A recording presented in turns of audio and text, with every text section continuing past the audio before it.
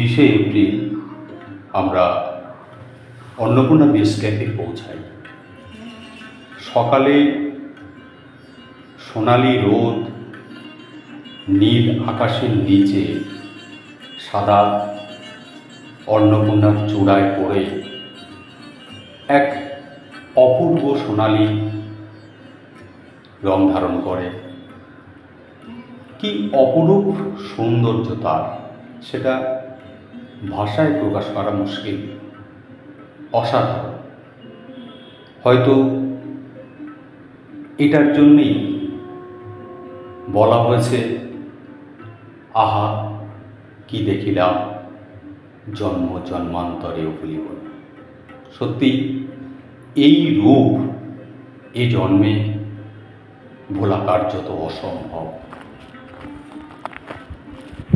সত্যি অন্নপূর্ণার চূড়ার সোনালি মুকুট যে কোনো মানুষকে মুগ্ধ করতে বাধ্য।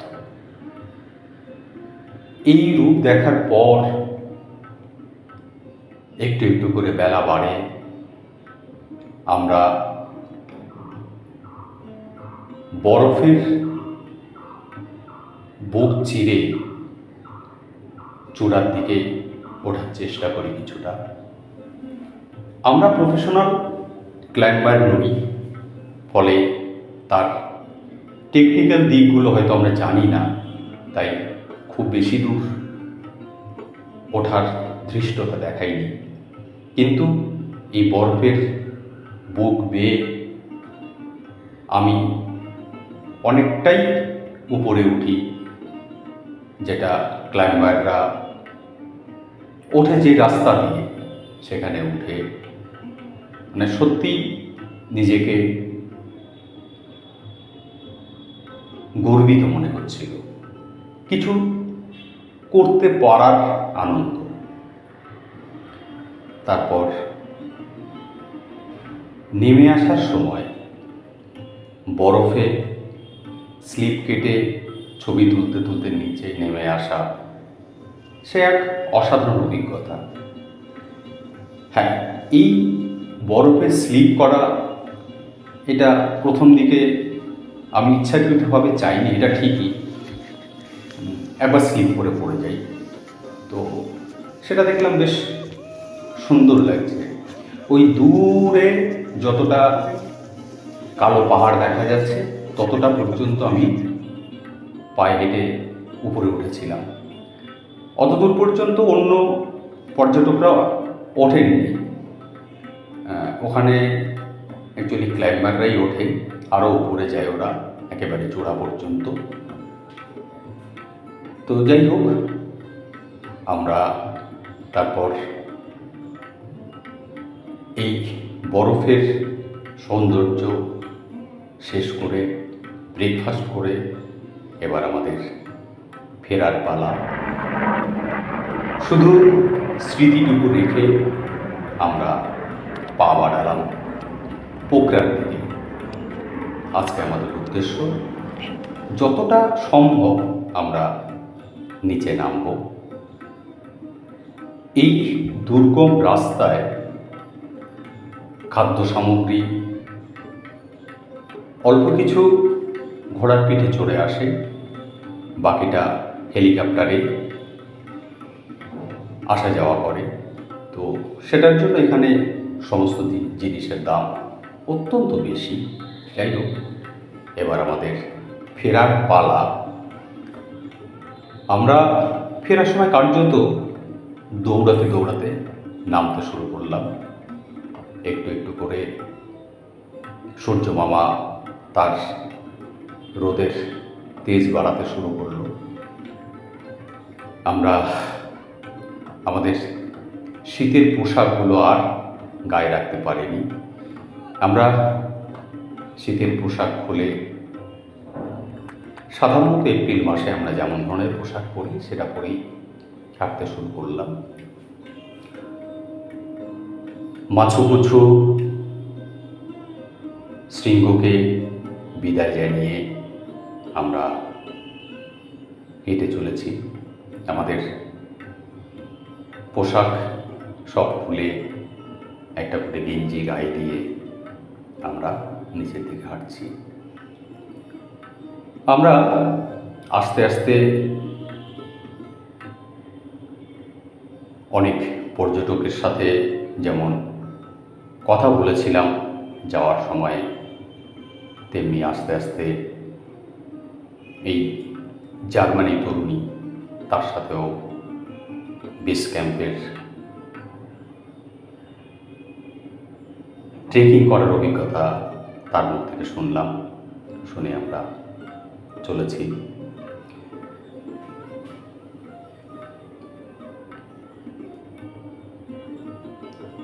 আমাদের শরীর যতটা পারমিট করবে চেষ্টা করব আজ ততটাই যাওয়ার। জানি না কতটুকু যেতে পারবো, তো এটাও এক ধরনের চ্যালেঞ্জ নিজেদের কাছে আমরা নিয়েছিলাম। দেখা যাক আমরা যে রাস্তা 3 দিনে ওঠা যায়, সাধারণত আমরা উঠেছি, যদিও টোটাল অন্নপূর্ণা বেস ক্যাম্পের জার্নি আসা যাওয়া মিলিয়ে 7 থেকে 9 দিনের করে সবাই। আমরা সেটা 3 দিনে উঠেছি। ফেরার সময় দেখি ফেরার পথে মাচু পিচ্ছুকে শেষবারের মতো দর্শন করা। আমরা শেষ পর্যন্ত চ্যামরং পর্যন্ত পৌঁছাতে পেরেছিলাম। চ্যামরং পৌঁছে তখন টিপটিপ করে বৃষ্টি পড়ছে, সূর্য মামা ডুবে গেছে। আর রিস্ক নিলাম না, সেখানে একটি সুন্দর হোটেল দেখে এই হোটেলটাতে আমরা ছিলাম। এখানে সকালে ব্রেকফাস্ট করে আমরা আবার হাঁটতে শুরু করলাম। আমরা ঝিনুদিন্দা পর্যন্ত যাব। ঝিনুদিন্দাতে একটি হট স্প্রিং আছে। হট স্প্রিংয়ে স্নান করে ঝিনুদিন্দার ব্রিজ পার হলে আমাদের ট্রেকিংয়ের এই পর্বের সমাপ্তি ঘটবে। হাঁটতে হাঁটতে আমরা ঝিনুদিন্দার আগে একটা মন্দির আছে, সেই বৌদ্ধ মন্দির। আমরা বৌদ্ধ মন্দিরে কিছুক্ষণ সময় কাটালাম। এখানকার মন্দিরের রূপ সৌন্দর্য উপভোগ করে তারপর আবার আমাদের যাত্রা শুরু।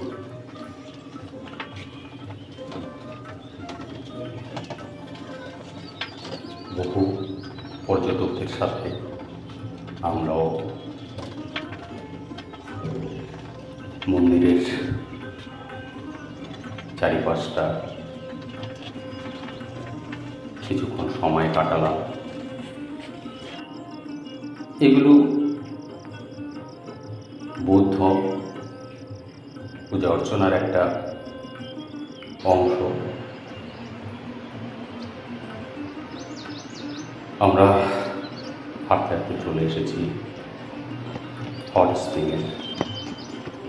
এই হট স্প্রিংয়ে 1 ঘন্টার মতো আমরা স্নান করেছি। আমরা এই প্রথম পর্যটক আজকের দিনে এই হট স্প্রিংয়ে প্রথম এসে পৌঁছেছি। তারপর অন্য পর্যটকরাও এসেছিলেন। এখানে আমাদের সমস্ত ক্লান্তি দূর করে নিজেদেরকে হট স্প্রিংয়ের গরম জলে নিমজ্জিত করে রেখে সময় কাটিয়ে আমরা শেষবারের মতো রডোডেনড্রনের রূপ মাধুর্য উপভোগ করে এখানে দুপুরের খাবার খেয়ে নিলাম, ফ্রাইড রাইস খেয়ে স্মৃতিটুকু পিছিয়ে রেখে আমরা ঝিনুদিনদার প্রায় 700-800 মিটার তো হবেই দীর্ঘ ঝুলন্ত ব্রিজ, দুটো পাহাড়ের সংযোগ স্থাপনকারী ঝুলন্ত ব্রিজ, নিচে গভীর গিরিখাত, এই দুপাশের দুটো কেবিল, মূলত এই কেবিলের ঝুলে আছে ব্রিজটা, নিচে লোহার পাটাতন, দুপাশে জাল, অপূর্ব সুন্দর একটা ব্রিজ, অসাধারণ ল্যান্ডস্কেপ।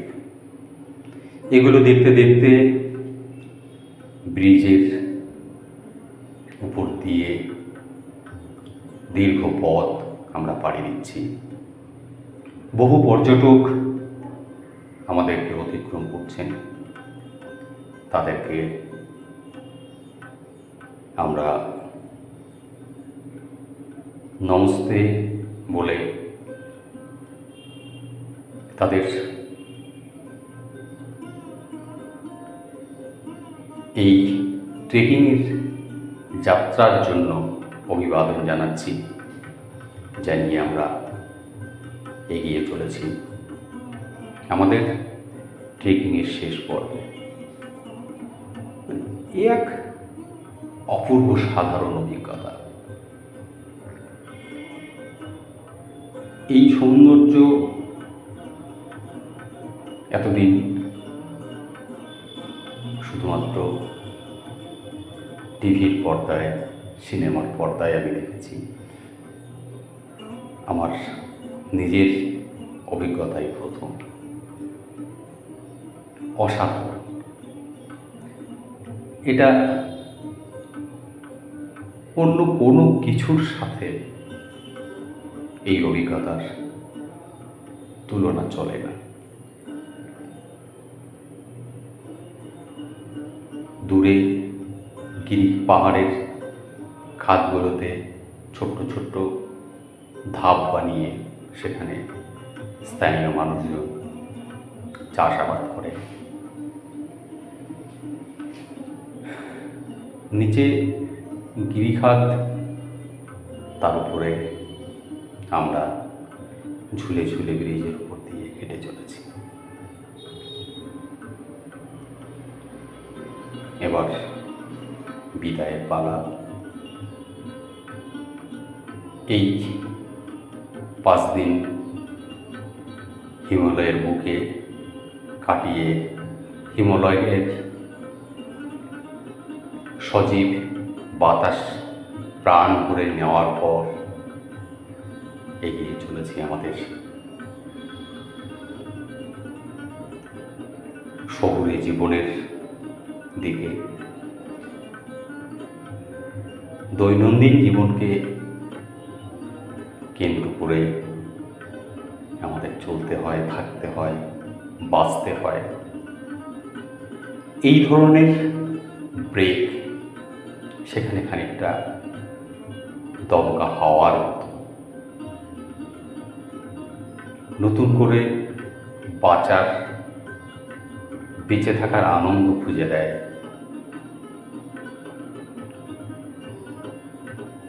আমরা কমফোর্ট জোনে থেকে আসলে নিজেদেরকে বিভিন্নভাবে বঞ্চিতই করি বলব।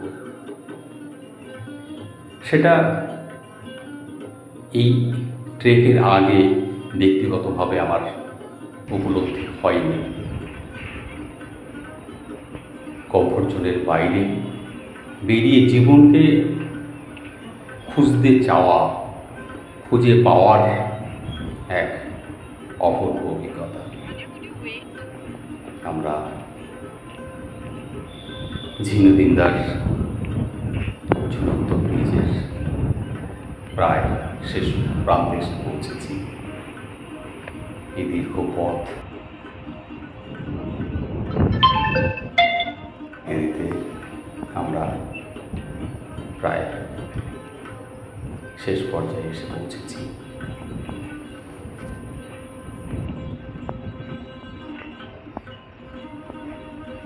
হাঁটতে হাঁটতে আমরা প্রায় ঝিনুদিন্দার এই ব্রিজের শেষ প্রান্তে এসে পৌঁছেছি। এখান থেকে আমরা শেয়ারে জিপ ধরব। জিপ ধরে আমরা চ্যামরং পৌঁছাবো। চ্যামরং থেকে আবার শেয়ারের জিপ ধরে পৌঁছাবো আমাদের আজকের গন্তব্য পোখরা। আমরা যখন ঝিনুদিন্দা ব্রিজ ক্রস করলাম তখন সময় দুপুর 2টা। এখানে আমরা একটি জিপের সাথে কথা বললাম। আমরা 3 জন ছিলাম, আরও 3 জন হলে তবেই জিপটি ছাড়বে। ও হ্যাঁ, প্রায় শেষ পর্যায়ে পৌঁছে গেছি। যদি আমার ভিডিও ভালো লাগে তাহলে অবশ্যই একটা লাইক, কমেন্টস এবং সাবস্ক্রাইব করবেন। ভবিষ্যতে এই ধরনের আরও ভিডিও দিতে আমি উৎসাহ। সকলে ভালো থাকবেন। এই ধরনের ভিডিও পেতে অবশ্যই লাইক করুন।